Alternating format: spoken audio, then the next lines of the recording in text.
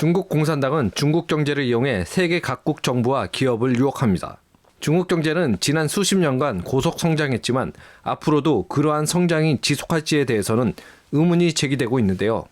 중국은 이제 이전처럼 매력적이지 않을 가능성이 큽니다.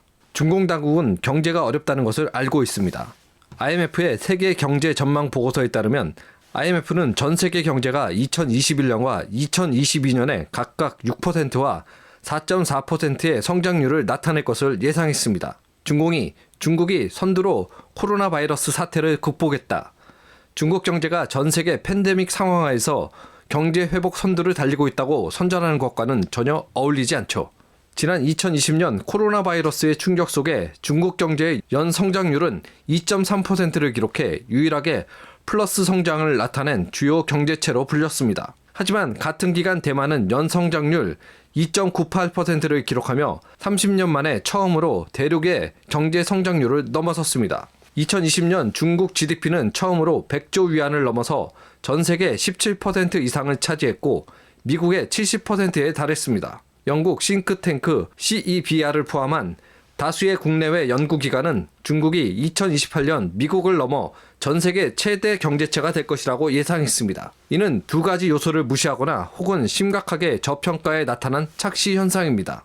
첫째, 중국 공산당 공식 데이터는 신뢰할 수 없습니다. 중국의 바이러스 실태는 해외 각계가 파악할 수 없죠. 둘째, 중국 경제의 장기 고속 성장이 한계에 달했다는 점입니다. 중국의 2017년 실질 GDP는 1978년보다 33.5배 증가했고 연 성장률은 9.5%에 달합니다. 이제 이런 수치는 다시 오지 않습니다. 시진핑의 신시대 2013년부터 2019년까지 GDP 연평균 성장률은 각 7.8%, 7.4%, 7.0%, 6.8%, 6.9%, 6.7%, 6.1%입니다.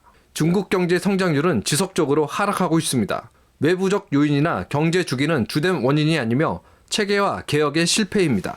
대륙경제학자 쌍중권은 2018년 말 강연에서 매우 중요한 기구의 연구팀 내부에서 공개한 보고서에 따르면 2018년 중국 GDP의 성장률은 1.67%에 불과했다. 또 다른 예측 데이터는 마이너스를 나타냈다고 말했습니다. 2019년 10월 도널드 트럼프 전 미 대통령은 중국이 발표한 데이터를 인정하지 않는다.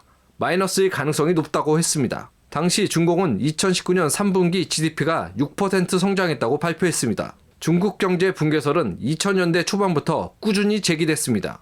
물론 아직 중국 경제는 무너지지 않았고 붕괴설은 과장됐다는 비판도 많습니다. 그러나 중국 경제 내부 결함은 객관적으로 볼 때 존재하는 결함이며 무시할 수 없는 리스크임은 사실입니다. 90년대 이후 중국 경제는 불치병을 안고 가는 상태입니다. 금융권 부실, 부동산 거품, 환경오염, 자연재해 등 어느 것 하나 쉽게 고칠 수 있는 게 아니죠. 중국 경제는 외형은 대단히 크나 실제로는 매우 허약합니다. 일단 넘어지면 누구도 구할 수 없고 세계 경제에도 재앙이 됩니다. 중국 경제에 대한 낙관론보다는 신중론이 더 합리적인 태도입니다.